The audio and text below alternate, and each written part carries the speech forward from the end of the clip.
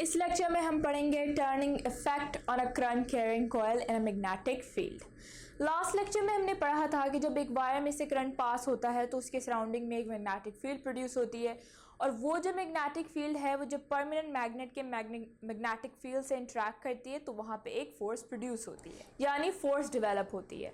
और Fleming left hand rule के मुताबिक हमने उस फोर्स की डायरेक्शन भी फाइंड आउट की थी कि उस फोर्स की डायरेक्शन क्या होती है। सो आज के लेक्चर में हम पढ़ेंगे कि एक रेक्टेंगुलर कॉइल एक लूप में आपने प्लेस किया एक परमानेंट मैग्नेट के दरमियान में। अब जब इस लूप में से करंट पास करेगा तो इन मैग्नेट के सराउंडिंग में मैग्नेटिक फील्ड प्रोड्यूस होगी। जब वो मैग्नेटिक फील्ड इन परमानेंट मैग्नेट के मैग्नेटिक फील्ड से इंटरेक्ट करेगी तो यहाँ पे एक फोर्स डेवलप होगी और वो फोर्स इस लूप को रोटेट करती है, इस पे टर्निंग इफेक्ट प्रोड्यूस करती है, विच इज़ आवर टॉपिक कि turning effect on a current carrying coil, कि करंट कैरिंग कॉइल पे टर्निंग इफेक्ट किस तरह से प्रोड्यूस होता है। ये जो फिगर में बैटरी पे एरोस बने हुए हैं ये करंट की डायरेक्शन को शो करवा रहे हैं। अब अगर हम इस वायर की बात करें तो इसमें करंट अपवर्ड है, तो यहाँ पे आपके जो मैग्नेटिक फील्ड प्रोड्यूस होगी वो एंटी क्लॉकवाइज डायरेक्शन की तरफ प्रोड्यूस होगी। अब जब ये मैग्नेटिक फील्ड परमानेंट मैग्नेट के मैग्नेटिक फील्ड से इंटरेक्ट करेगी तो according to Fleming's left hand rule, जिसमें थंब इंडिकेट करता है डायरेक्शन ऑफ फोर्स को, फोर फिंगर इंडिकेट करती हैं डायरेक्शन ऑफ मैग्नेटिक फील्ड को, और मिडल फिंगर इंडिकेट करती है डायरेक्शन ऑफ करंट को। सो इसमें आपका जो करंट है वो अपवर्ड मूव कर रहा है।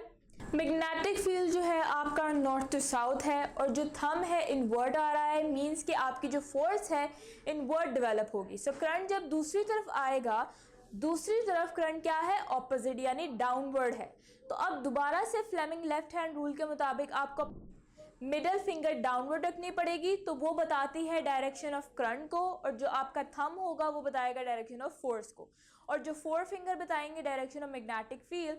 तो इस केस में जो फोर्स है वो क्या होगी, आउटवर्ड होगी। अब अगर आप देखें तो यहाँ से जो साइड्स हैं इनको हमने नेम दिया है PQRS। ये साइड्स जो है आपस में पैरेलल है, और यहाँ पे जो फोर्स प्रोड्यूस हो रही है एक फोर्स डाउनवर्ड है और एक फोर्स क्या है, अपवर्ड है। क्लास 9 में आपने पढ़ा था जब दो फोर्सेस पैरेलल हो लेकिन ऑपोजिट डायरेक्शन हो तो वो फोर्सेस क्या प्रोड्यूस करती हैं, कपल। सो यहाँ पे कपल प्रोड्यूस होगा, और ये कपल का इफेक्ट है वो फर्दर आगे टर्निंग इफेक्ट को प्रोड्यूस करेगा। तो जब यहाँ पे टर्निंग इफेक्ट कॉज करेगा तो उसकी वजह से ये लूप रोटेट करना स्टार्ट कर देगा।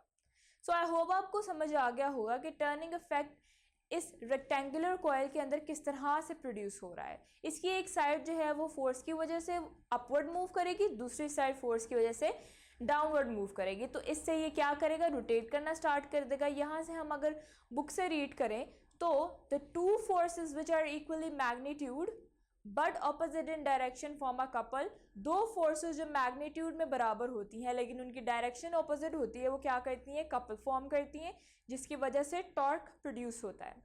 As a resulting torque due to this couple rotates the loop, तो वो जो टॉर्क है वो क्या करेगा, लूप को रोटेट करेगा, and the magnitude of the torque acting on the loop is proportional to the magnitude of current passing through the loop. और जो मैग्नीट्यूड होगा टॉर्क की जो लूप पे एक्ट कर रहा है वो प्रोपोर्शनल होगा magnitude of current passing through the loop के, जो उस लूप में से करंट पास कर रहा है उसके मैग्नीट्यूड के।